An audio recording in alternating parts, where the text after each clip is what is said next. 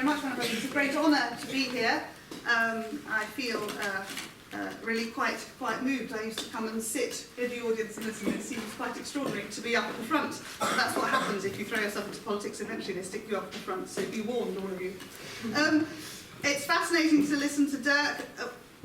The British people come at this proposition from two very different perspectives.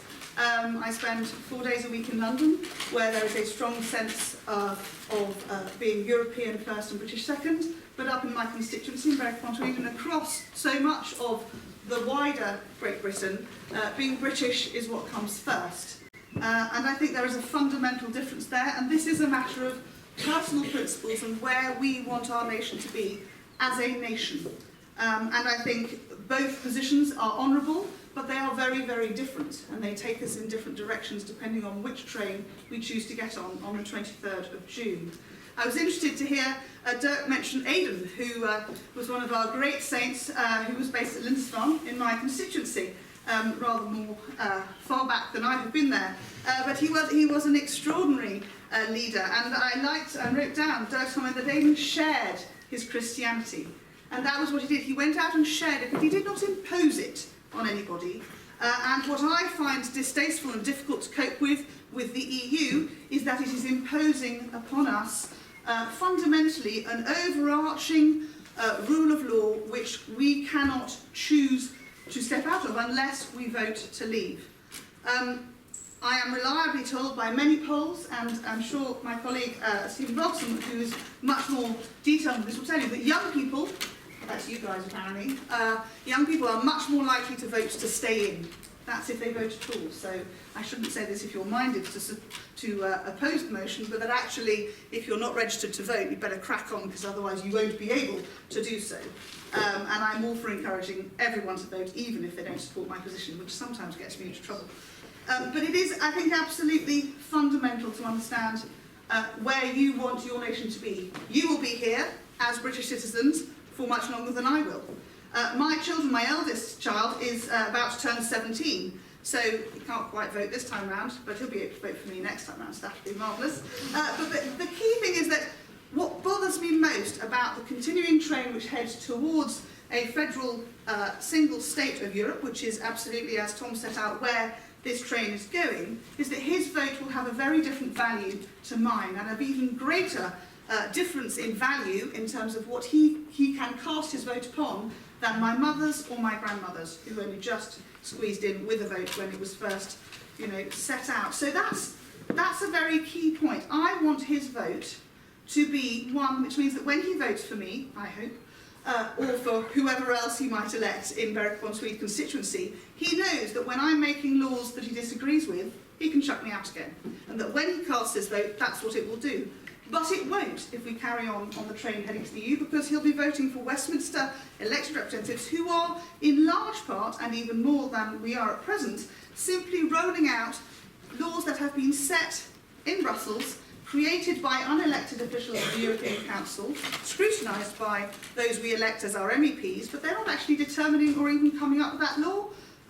That's a whole different world. That's just not a world I want my children's vote to be a part of. I want them to have a clear, robust and direct line to the people who determine how their country will be run. For better or for worse, perhaps. There are arguments presented by the socialist side of the argument to say very clearly it's better to have the EU because it will stop those terrible Tories from doing any kind of dramatic decision-making for our nation. But you know what? We've been thrown out before if we've done something too radical, as have Labour when they've done something that is also considered too radical or bankrupting or other such things. The votes have been very, very clear, and that is getting less and less so, and I do not want that to go. I believe sovereignty is vital. I believe in nationhood. When Monet was pulling this together in the 50s, there had been this ghastly sort of 40-year war, and I think history won't see it as two, it'll see it as one great big war, and you can see where they were trying to find a solution to that, and their proposition was to remove nationhood as much as possible, to break down those barriers and to try and stop dictatorships. Understandable from the position they were all coming from, but for me nationhood is an important and valuable thing, and I want to protect it for Great Britain, for my children and for their children and their children's children. The arguments get bashed around, and we could dazzle you with numbers about trade. We're the 5th largest economy in the world. Can we survive in or out? I think it's safe to say we'll probably manage either way. Should we be having trade deals? We trade with countries around the globe, some with whom we have trade deals within our EU framework, some with whom we don't. Trade is not between the EU and a country, it's between businesses and people buying the products. And those will always happen. So if the French like our English champagne, bless them, and they do, we're exporting loads of it, they'll carry on buying it. If we want German cars, we'll carry on buying them. It doesn't matter what the political union framework looks like. The systems might change a bit, it might take some time to sort out, but those are important points. They're not about big organisations like the EU making business. That's not how it works. Talk to anyone who runs a business. If they're trading, exporting, some to the EU, they can sell easily to America, to South America, anywhere you like. Trade is about businesses and people. But those in the UK who are not exporting, which is the large proportion of our businesses, the small and medium-sized businesses who hold our nation together, who employ maybe only 10 or 15 people, but they are the vast majority of our employers, are saddled with hundreds of millions of pounds of bureaucratic red tape, which they don't need to be part of because they're not selling into the EU. So they don't have to have regulation X, Y and Z because they're selling it to Germany or to Greece or to Italy.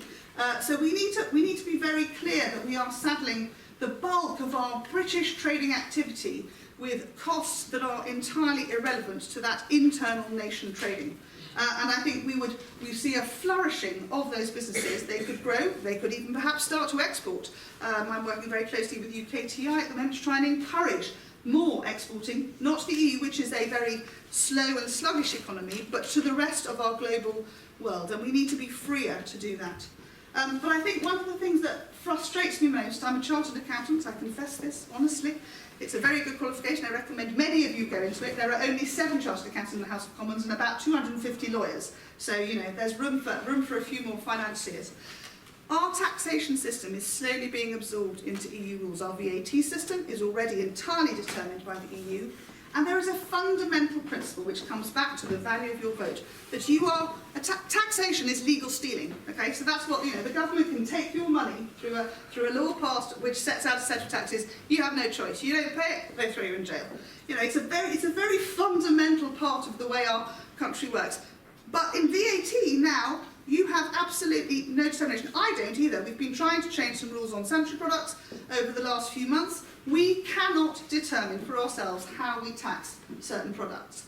Now, this is, for me, a fundamental breakdown in the relationship between you, as someone who earns your money and then has some of it fleeced off you by the government. We spend it very well, I promise. And that ability to determine taxation. That, for me, is a fundamental flaw, and we are heading further and further towards a unified EU taxation system which will be outside our direct control.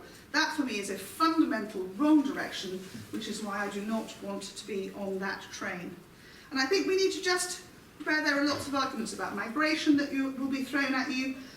George Osborne was very clear the other day. His view was, with his big Treasury report with his very complicated algorithms in it, that the nation of Great Britain would see, if we stay in, and continue to be marvellously well if we stay in, and terribly, terribly badly off if we leave, that we will see another 3 million people come to the UK.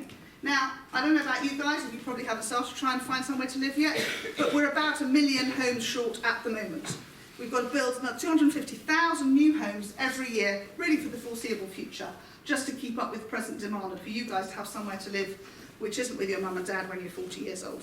Well, obviously I love having my kids to stay, but I quite like that by the time they're about 25. Now, that's a lot of housing, and if we think 3 million more on top of that, that's something like 15 more towns the size of Newcastle over the next 20 years.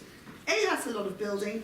B, that's a lot of land that I don't know any city that wants to give up its green belt on. These are very practical issues that need to be considered if we are seriously saying we want to stay in the EU going forwards with those open borders and that continued freedom of movement, not only for the 28 existing states, but for Turkey shortly, for Albania, for Macedonia, potentially up to another 120 million people migrating freely to and from. And, we have some of the best pay rates in the European Union. Why would you not come here if you were free to do so?